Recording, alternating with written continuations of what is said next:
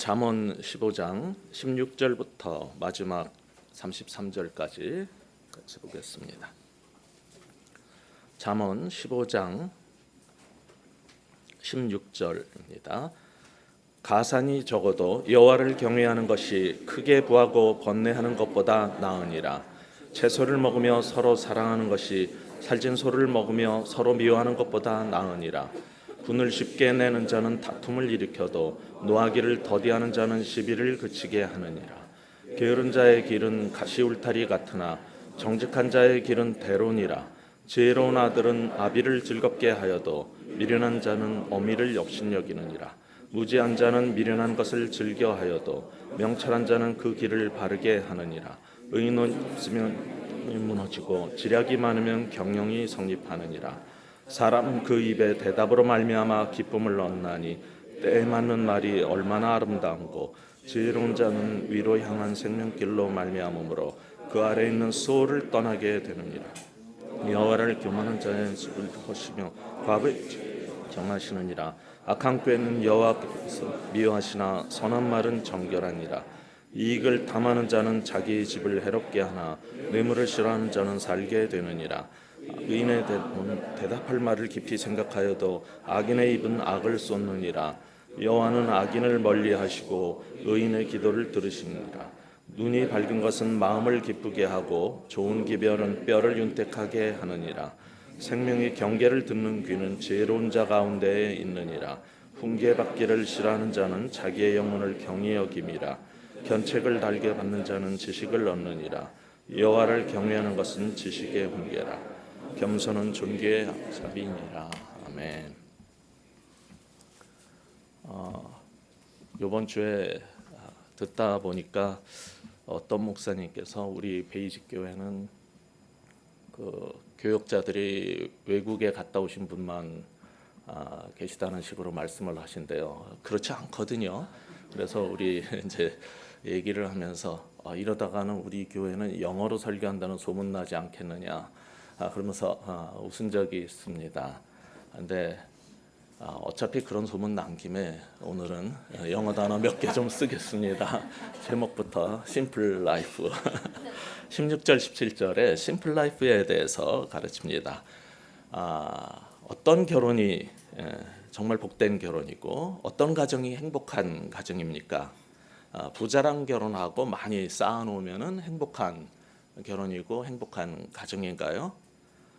그런 생각을 하는 것은 우리의 두려움, 미래에 대한 불안 그런 데서 온 걸 겁니다. 그게 세상의 처방일 수 있어요.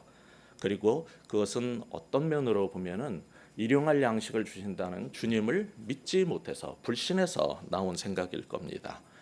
성경이 가르치는 행복한 가정은 그럼 어떤 겁니까? 16절 같이 17절 두 절을 읽겠습니다. 시작. 산이 적어도 여호와를 경외하는 것이 크게 부하고 번뇌하는 것보다 나으니라. 채소를 먹으며 서로 사랑하는 것이 살찐 소를 먹으며 서로 미워하는 것보다 나으니라. 예, 여기에 보면은 성경은 굉장히 나이브하게 순수하게 그냥 돈이 없어도 사랑만 있으면 행복합니다 이렇게 말하지 않아요. 분명히 잠언은 계속해서 물질의 중요성과 의미를 가르칩니다. 그러니까 가산이 없어도가 아니라 가산이 적어도 여호와를 경외하는 게 이게 부잣집에서 진수성찬을 차려놓고 잘 사는 것보다 그 행복한 가정이 훨씬 낫다는 것을 분명히 가르치고 있어요. 여기에만 나오는 게 아니라 17장 1절에도 보면은 마른 떡 한 조각만 있고도 화목하는 것이 제육이 진수성찬 집에 가득하고 맨날 다투면서 사는 것보다 훨씬 낫다는 겁니다. 돈이 필요 없다는 말이 아니에요.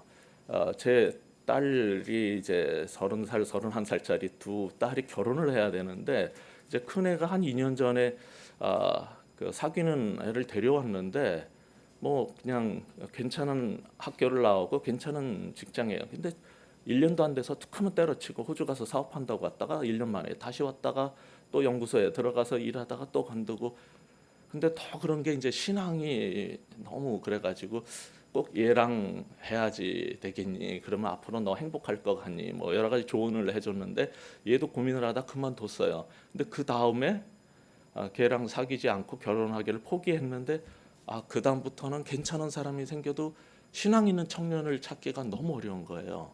그러니까 얘도 이제 깨달은 거죠. 지 친구들은 부잣집 애들을 찾지만은 그거보다는 정말 집에 진수성찬이 없어도 다투지 않고 화목하게 사는 게 훨씬 낫다는 걸 알기 때문에 기도로 고민하고 준비하는 거예요. 그러니까 믿음의 사람들은 보는 시각이 그거예요. 이런 얘기를 드리는 이유는 좋은 청년 있으면 소개 좀 해주시면. 중요한 거는 인생이 수많은 조건을 가지고 따지잖아요.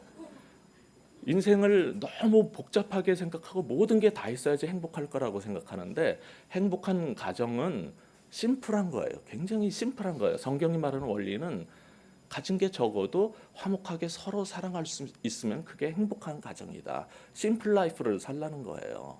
너무 많은 그런 것이 있어야지 우리가 행복해지는 게 아닙니다. 그러면 사회생활이나 직장생활은 어떻습니까? 그 핵심은 인간관계인데 성경은 25절에서 27절 그리고 29절을 보시면은 심플한 릴레이션십, 단순한 관계성을 강조하고 있어요. 여러분의 휴대폰에 주소록이 수백 개가 들어있을 수 있는데 아무리 그 수백 명이 내 주소록에 들어있어도 힘들 때 달려올 사람이 없다면, 외로울 때 함께 차 한잔 나눌 사람이 없다면은 그 수백 명은 다 뭐 하는 겁니까? 맨날 밥 먹자는 사람 굉장히 많습니다. 저도 이번 학기에 학생이 800명이에요. 목사님이 330명, 신학생이 거의 500명이에요. 그러면은 맨날 교수님 언제 시간 되세요? 언제 우리 밥 한번 먹자? 이런 사람 많아요. 중요한 건 이거예요. 어떻게 그 많은 사람이랑 다 밥 먹고 다 같이 즐겁게 지내요? 모든 사람이랑 관계를 다 잘하고 싶은데 그럴 수는 없어요. 그러면은 우리는 누구랑 가까이 지내야 됩니까? 누구를 멀리해야 됩니까? 성경은 거기에 대한 답을 줘요. 가까이 밥 먹고 지내면은 내 사업에 이득이 되는 사람이랑 지내려는 게 아니에요. 누구랑 같이 지내래요? 29절을 한번 같이 읽겠습니다. 시작. 여호와는 악인을 멀리하시고 의인의 기도를 들으시느니라. 하나님께서는 누구를 멀리하고 누구를 가까이 하십니까? 우리도 그 원리대로 살면 되는 거예요. 가진 조건을 가지고 인생을 따지고 관계를 맺으려고 하는 것보다는 하나님께서 가까이 하기를 원하시는 자를 우리도 가까이 하면 되는 거고 하나님께서 멀리하는 사람은 우리도 멀리하면 되는 거예요. 모든 인간관계, 그 심플한 릴레이션십, 단순한 인간관계의 기준은 이겁니다. 성경에서 하나님께서 하시는 원리대로 우리도 따르면 되는 거예요. 그런데 어떤 사람은 계속 우리 옆에 와가지고 귀에 속살거립니다. 뭐 대단하시고 뭐 내가 좋은 거를 갖고 왔는데 뭐 이렇게 하시면 되고 뭐 내가 당신을 위해서 이런 걸 준비해 왔는데 계속 이러는 사람들이 있어요. 가끔 가다가 또 좋은 소리 해주면 솔깃해가지고 이 사람이랑 가까이 지내면 좋지 않을까 이런 생각을 하지만은 성경 분명히 말해요. 내게 속살거리는 그 사람이 악한 의도로 다른 술수로 다가왔을 때 그런 사람과 함께하면 무슨 일이 벌어집니까? 25절을 보시면은 여호와는 교만한 자의 집을 허신다고 그랬어요. 그와 함께하는 혼자가 아니에요. 우리와 함께하는 가족까지 모두가 다 망하게 돼요. 결국은 저도 주변에서 그런 사람 많이 봤습니다. 27절을 보세요. 또 뭐라 그랬습니까? 이익을 탐하는 자는 자기 집을 해롭게 한다라고 그랬어요. 이건 집이라는 것은 가족이죠. 제가 아는 사람도 회사에서 억대 연봉을 받고 이제 투자 이런 유치를 잘해가지고 1년에 인센티브가 1억이 넘어요. 2억 막 이렇게 받던 사람이에요. 그런데 계속 돈을 엄청 벌고 그 업계에서 유명해지고 나니까 이제 딴 생각이 들기 시작한 거예요. 왜 내가 회사만을 위해서 이 일을 해야 돼? 내가 가진 이 능력으로 조금 더 내 돈을 가지고 투자를 하면 더 많이 벌 수 있는데 그래가지고 외적으로 투자를 했어요. 회사에서 그 자금 운용하는 거 외에 아파트까지 다 날렸어요. 온 집안이 완전 빚더미에 앉았어요.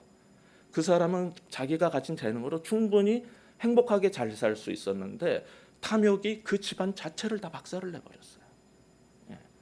우리는 누구랑 가까이 해야 되냐면은 하나님을 가까이 하는 사람과 가까이 해야지 악인과 탐심과 또 다른 것을 갖고 있는 사람과 가까이 하면요 가족까지 고통스러워져요. 따라서 우리의 이 세상을 살 때 인간관계 형성하는 것도 원리가 똑같아요. 단순한 관계를 가지려는 거예요. 하나님을 가까이 하는 자를 가까이 하고 하나님께서 멀리하는 자는 멀리하시면 되는 거예요.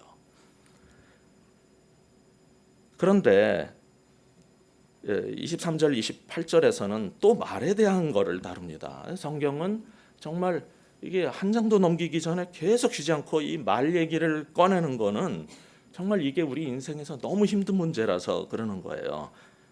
분명한 것은 아무 데서나 아무 때나 말을 많이 하는 사람에게는 항상 화가 있고 후회가 있어요. 23절 상반부를 보시면은 후반부에 이런 말이 있죠. 때에 맞는 말이 얼마나 아름다우냐. 아무리 좋은 얘기라도 할 때가 있고 아닌 때가 있는 거예요. 그 때를 가리는 게 중요하다는 거죠. 28절도 같이 한번 읽어볼까요? 시작. 의인의 마음은 대답할 말을 깊이 생각하여도 악인의 입은 악을 쏟느니라. 의인들의 특징, 지혜자의 특징이 뭡니까? 신중해요. 사려 깊어요. 어떤 얘기를 할 때 오래 생각해보고 깊이 묵상해보고 그 일에 대해서 신중함을 가지고 이야기를 꺼냅니다. 그러나 어떤 사람은 그냥 생각나는 대로 그냥 쏟아놔요. 즉 지혜자의 태도는 신중하게 말을 하고 아껴서 말을 한다는 거예요. 성경은 말이 많은 자의 화를 얘기하지만은 그것보다 더 중요한 것은 simple words, 단순하고 간결하면서 신중하게 사려 깊은 말, 그리고 때에 따라서 필요한 말을 하는 것이죠. 그러니까 우리 모두도 인생을 살 때 우리 언어 문제를 조심해야 될 게 여러 가지가 있지만은 아껴 두었다가 때에 맞는 신중한 말을 낼 수 있는 삶, 그게 지혜자의 심플한 언어 생활인 것입니다. 그 다음에 이 본문에서는 이제 21절부터 22절 또 32절에서 31, 2절에서 심플한 이 생활 방식, 자세를 가르치고 있어요. 문제는 이거예요. 아무리 때에 맞고 신중한 말을 해줘도 듣지 않는 사람이 있고 그게 소용없는 사람들이 있어요. 왜 그럴까요? 32절을 보시면은 성경은 이런 말씀을 우리에게 줍니다. 같이 읽겠습니다. 훈계받기를 싫어하는 자는 자기의 영혼을 경히 여김이라. 견책을 달게 받는 자는 지식을 얻느니라. 아무리 신중하고 때에 맞는 말을 얘기해줘도 어떤 훈계를 해줘도 그것을 듣기 싫어하는 사람들이 있는데 그 증상을 뭐 때문이라고 진단합니까? 성경은 자기의 영혼을 경히 여긴다는 거예요. 그 사람들은 불편하고 힘들어도 그렇게 했을 때 이게 내 영혼에 생명을 주고 이것이 나에게 구원을 주고 참된 행복과 기쁨을 준다면 이것을 힘들어도 받아들여야 될 텐데 그거를 거절하는 사람들은 그건 자기의 생명을, 자기의 인생을 너무 경솔하게 보는 지혜가 없는 미련한 사람이라는 거죠. 그들은 어떻게 삽니까? 21절 보시면은 무지한 자는 미련한 것을 즐겨 한다라고 그랬어요. 그들은 계속 하던 대로 미련한 것을 그냥 즐기는, 인생을 즐기는 삶을 사는 거예요. 왜 복잡하게 해? 왜 힘들게 살아? 왜 그런 것들을 고치라고 그래?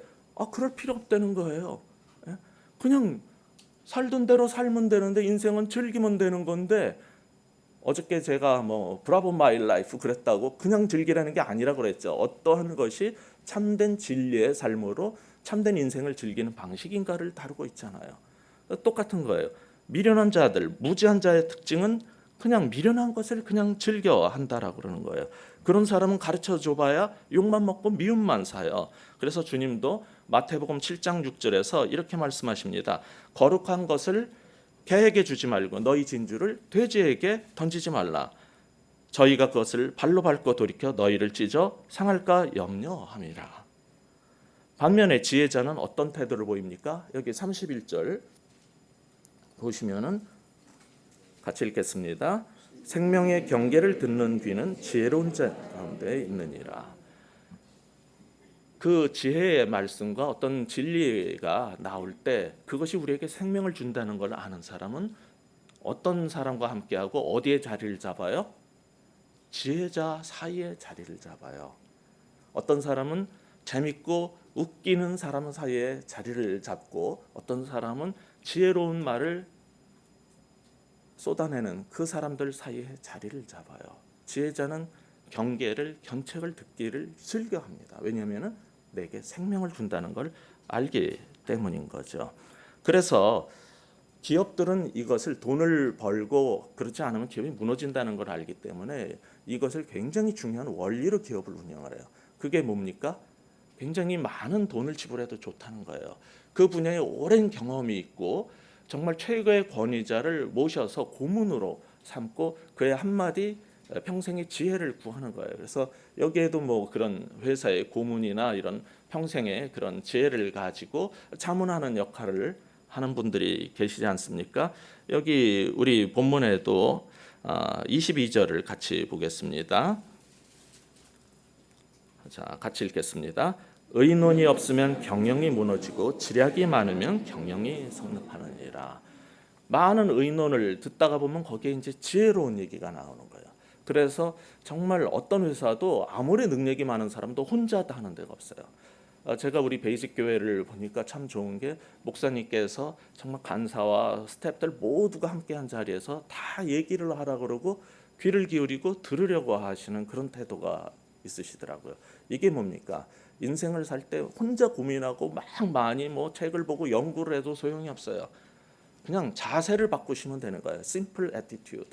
그냥 단순한 자세로 지혜자 가운데 있고 지혜자의 말을 듣겠다 그러는 게 훨씬 나은 거지. 밤새 고민하는 것보다 그게 훨씬 나은 거지. 회사에서처럼 정말 그런 모략의 지혜의 그런 자문을 구하는 게 훨씬 나은 거지. 우리 혼자 세상을 복잡하게 고민할 필요가 없는 거예요. 여기 11장 14절에도 사실은 이미 도략이 없으면 백성이 망하기 때문에 우리는 그런 지혜를 구해야 된다. 그런 것들을 가르치고 있어요. 따라서 우리는 지혜로운 말과 교훈을 들을 수 있는 열린 자세, 단순한 태도를 가져야 하는 겁니다. 그래야지 발전하고 성숙하는 겁니다. 그럴 때 어떤 것이 주어졌을 때 복잡하게 생각하지 말고 단순한 자세로 우선 마음을 열고 듣고 그 다음에 우선순위에 의해서 판단하시면 되는 거예요. 그 우선순위가 없으면은 다 모든 게 해결이 안 돼요. 복잡해져요. 모든 변수가 너무 많기 때문에 그것을 판단하는 기준은 여기서 제일 중요한 게 무엇인가만 보면 되는 거예요. 그러면은 그런 태도로 살면 세상은 단순해질 수 있어요. 근데 모든 조건을 다 집어넣고서는 그것을 해법을 찾으려고 그러면요. 슈퍼컴퓨터도 몇 년을 돌려야 돼요. 근데 제일 중요한 변수 2개로 축소해주면 1분이면 끝나버려요. 인생은 그런 자세로 사는 게 지혜로운 거예요. 그 다음에 이제 성경이 계속 우리에게 주고자 하는 메시지가 있어요. 그런 지혜 얘기를 줘도 이게 우리가 아주 단순한 자세로 들으려고 해도 이게 말하는 사람만 이 듣는 자만 잘하면 되는 게 아니라 이 말하는 사람이 또 중요해요. 그래서 심플한 티칭에 대해서 가르치고 있어요. 근데 우리가 이제 가끔 착각하는 게 있어요. 주일학교 교사를 세울 때도 교회에서 그런 일을 많이 하는데 실수를 교수님이시니까 선생님 하시면 잘 가르치시겠네요. 교장 선생님이세요? 주일학교 봉사 좀 하세요. 우리 성경 공부한 좀 인도해 주시겠어요? 근데 세상에서 교수라고 다 잘 가르치는 게 아니에요. 이 교수의 특징이 뭐냐면은 간단한 거를 복잡하고 길게 말하는 게 직업이에요. 그래서 그런 사람들 시키면 안 돼요. 그러니까 성경이 가르치는 지혜로운 티칭이 있는데 그게 뭐냐면은 굉장히 복잡하고 어려운 걸 줘도 단순하게 말해버리는 거예요. 잘 모를 때는 사실은 길게 말해요. 근데 그거에 대해서 통달해버리면요 그냥 한마디로 딱 끝나버려요. 그게 최고의 그 자리에 올라간 사람들의 특징이죠. 예를 들어서 인생 최고의 교훈이 무엇일까요? 33절 간결하게 말합니다. 뭐라 그래요? 같이 읽겠습니다. 여호와를 경외하는 것이 지혜의 훈계라. 겸손은 존귀의 길잡이니라. 예, 분명하게 말해요. 무엇이 최고의 지혜냐? 많은 교훈 중에 최고가 뭐냐? 그냥 한마디로 딱 끝내버려요. 여호와를 경외하는 것입니다. 그래서 우리가 잠언 이 처음 시작할 때 첫 번째 책에 1장 7절 뭐를 시작하냐면 여호와를 경외하는 것이 지식의 근본이다라고 해요. 그리고 첫 번째 책이 끝나는 9장 10절 가면 여호와를 경외하는 것이 지혜의 근본이다로 끝나버렸어요. 그러니까 이 잠언에서 수많은 세상의 지혜를 다 모아놨지만은 핵심은 이거라는 거예요. 그냥 단순해요. 여호와를 경외하는 게 최고의 교훈이라는 거예요. 제가 얼마 전에 이렇게 보니까 어느 분이 증문즉설이라는 걸 하는데 인기가 대단하더라고요. 한 200회를 했어요. 그리고 전 세계를 다니면서 100개의 도시에 다니면서 수많은 사람들이 모여서 그분의 지혜의 말씀에 자문을 구하더라고요. 근데 2014년 9월에 그 스톡홀름에서 어느 여자분이 일어나서 이렇게 질문했어요. 저는 얼마 전에 30살이 됐습니다. 그런데 결혼을 해야 되는 데는 어떤 마음가짐으로 또 어떻게 결혼하는 것이 좋은 건가요? 배우자를 어떤 기준으로 정해야 하나요? 라고 물어봤어요. 그랬더니 그 스님이 이렇게 대답하시더라고요. 그런 질문을 왜 스님한테 묻습니까? 결혼한 사람한테 물어봐야지. 자, 그런데 결혼을 잘하려면 어떻게 해야 하냐? 첫째, 남자면 됩니다. 미성년자는 안 되니까 20세 넘고 60세 이하면 됩니다. 이렇게 연령폭을 확 넓히세요. 둘째, 총각도 좋지만 재혼도 괜찮습니다. 신체 장애인도 괜찮고 외국인도 괜찮습니다. 이렇게 대상을 확대하면 길거리 가는 사람들 중에서도 부지기수로 상대를 찾을 수 있습니다.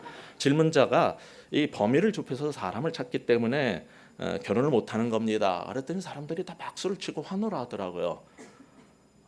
나 이런 걸 보면서 이 정도면은 나도 하겠다 생각이 드는 거예요.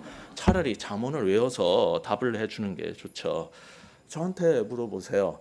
어떤 사람이랑 결혼해야 행복한 결혼 생활이 될까요? 덕수선사왈 가산이 적어도 여호와를 경외하는 것이 크게 부하고 번뇌한 것보다 나으니라. 이게 더 짧잖아요. 얼마나 이 지혜의 말씀이 담겼어요. 그걸로 성리 안 차요? 그럼 하나 더 주면 되죠. 뭐 채소를 먹으며 서로 사랑하는 것이 살진 소를 먹으며 미워하는 것보다 나으니라. 이게 더 낫지 않습니까? 그러면 사람들이 그럴 거 아니에요. 선사님 어떻게 그런 지혜의 말씀을 깨달으셨어요? 여호와를 경외하는 것이 모든 교훈의 근본이니라. 이러면 될 걸 갖다가 이게 훨씬 나은데 잠언을 외우고 사는 게 차라리 낫지. 뭘 그렇게 몰려다니면서 그걸 환호하는지 저는 정말 이해가 안 가요. 물론 제가 그렇게 말하면 콧방귀 낄 거예요. 왜냐하면 저는 텔레비전에 안 나오니까. 그런 말을 할 정도면 TV도 좀 나오고 유명해져야지 이게 먹혀 들어가요. 일단 유명해지면 그런 소리를 해도 환호를 하고 쫓아다니더라고요. 성경은 수많은 가르침을 얘기하지만은 정말 단순하게 말합니다. 24절을 보시면 지혜로운 자는 위로 향한 생명길로 말미암으로 그 아래에 있는 음부를 떠나게 된다는 거예요. 위를 향해서 바라보고 위를 향해 가면요, 그 지옥의 밑바닥 침륜에 빠질 일이 없어요. 굉장히 단순해요. 그런데 뭘 그렇게 복잡한 수많은 교훈을 찾아서 세상을 헤매고 다닙니까? 근데 이런 단순한 진리를 줘도 이걸 받는 사람이 속이 더부룩하고 삼키기가 어렵고 불편한 사람이 있는 것 같아요. 그럴 때 약이 필요할 겁니다. 이 성경은 최고의 약, 심플 메디슨을 제시합니다. 제가 어제도 약을 하나 팔았는데 생각나십니까? 내 얼굴에 물광 크림? 뭐예요? 마음이 즐거우면 그 얼굴이 빛나느니라.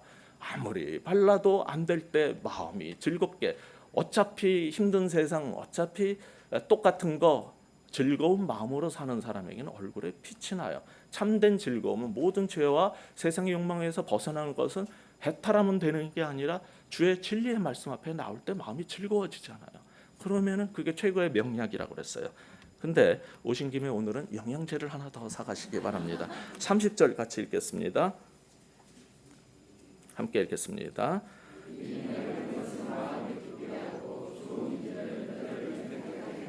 네, 여기 뭐라고 되어 있냐면 눈이 밝은 것이 마음을 기쁘게 한대요. 어떤 사람을 볼 때 우리가 즐거움이 있냐면은 참된 빛 대신 예수님을 보고 그 눈에서 광채가 날 때, 그 눈빛이 세상을 볼 때 어두운 눈빛이었는데 정말 그 눈빛이 살아있을 때, 눈에 생기가 도는 사람은 우리에게 기쁨을 주고, 또 하나 놀라운 말씀이죠. 좋은 기별이 우리를 뼛속 깊은 데까지 다 행복하게 즐겁게 만드는 거예요. 우리의 삶을 참으로 리프레시해주고 윤택하게 만들어주는 게 뭐냐면 좋은 소식이에요. 세상에 수많은 즐거운 소식이 있을 거예요. 우리 애가 수능 전국 1순위래 뭐 이런 거, 뭐 어디에 들어갔대, 뭐 복권이 당첨됐대, 수많은 좋은 기별이 있겠죠. 그런데 참으로 우리에게 힘을 주는 것이 무엇입니까? 수많은 것들이 내 마음대로 안 움직여도 우리에게 참된 기쁨을 주고 내 인생의 활력소가 되는 것은 정말 좋은 소식, 기쁜 소식, 복음이에요. 진리의 말씀, 예수 그리스도의 십자가의 죽음이 우리에게 죄사함과 생명을 주고 그가 부활하심으로 우리는 영원히 죽음과 그런 고통에 대해서 고민하지 않아도 됐다는 그 좋은 기별의 소식은 우리의 삶을 참으로 속 깊은 데서부터 리프레시해주고 우리를 새 힘을 주고 오늘도 일어설 수 있는 근거가 되게 하는 거예요. 따라서 오늘 우리가 품고 가야 될 내 영혼의 비타민, 좋은 소식, 기쁜 소식, 예수 그리스도의 복음의 진리, 이거 아니겠습니까? 그러니까 여러분들 우리 인생 살 때 복잡하게 살 거 없어요. 그냥 단순하게 사시기 바랍니다. 여기서 말하는 simple life의 조건, simple words, simple attitude, 이 모든 것들이, 그리고 심플한 그 처방, 이런 것들이 우리를 행복하게 하고 지혜롭고 성공하게 하는 것이지, 이 세상을 너무 가뜩이나 힘든 세상 너무 복잡하게 만들고 복잡하게 생각하고 복잡하게 고민하지 말고 지혜롭게 여호와를 경외하면서 사시는 여러분 되시기를 주의 이름으로 축원합니다. 기도하겠습니다. 이 시간 기도하실 때 하나님, 우리가 세상을 너무 복잡하게 생각하고 보고 참으로 우선순위에 의해서 참된 진리 가운데로 나가지 못하는 게 없는지 이 시간 우리 같이 한번 돌아보면서 우리 같이 한 1분만 기도하시고, 그리고 제가 마무리 기도하도록 하겠습니다. 우리 같이 기도하시겠습니다. 아버지 하나님이여, 험하고 복잡한 세상, 생각하고 고민할수록 더욱 복잡해지는 이 세상, 가장 단순한 해답을 주시는 주의 말씀 앞에 나오게 하여 주시옵소서. 지금도 수많은 변수와 수많은 고민 속에서 힘들게 살고 힘들게 고민하는 우리 정말 주의 백성들 긍휼히 여기시고 불쌍히 여겨주시고, 아버지 우리 스스로 해결할 수 있는 모든 것들을, 아버지 우리 정말 지혜로 해결할 수 있는 모든 것들을 단순한 삶으로 나아가면서 정말 참된 기쁨 속에서 행복하게 살 수 있도록 주여 도와주시옵소서. 그 가운데 있는 진리의 말씀을 통해서 돌아갈 수 있도록 주여 도와주시옵소서. 하나님, 우리를 오라 하는 길도 많지만은 위를 향한 그 길 걷게 하여 주시옵소서. 수많은 조언들이 많지만은 참된 단순한 말씀 가운데로 돌아가게 하여 주시옵소서. 가뜩이나 복잡하고 힘든 세상 더 복잡하게 만들지 아니하고 정말 진리 가운데 나아가고 우선순위대로 삶으로 말미암아 우리의 삶이 단순하게 정리되게 하여 주시옵소서. 오늘 주신 하나님께서 주시는 그 지혜의 말씀대로 살 수 있는 우리 복된 인생이 되게 하여 주시옵소서. 이제는 예수 그리스도의 은혜와 아버지 하나님의 사랑과 성령님의 함께 하심이 매일의 삶이 지혜자의 길이 되게 하시고, 힘들고 복잡하고 어려운 세상, 정말 심플한 주님 때문에 단순해지는 이 세상 될 수 있는 그 축복 가운데 살 수 있는 모두가 되도록 주께서 함께 하시고 인도하여 주시옵소서. 예수 그리스도 이름으로 간절히 축복하며 기도하옵나이다. 아멘.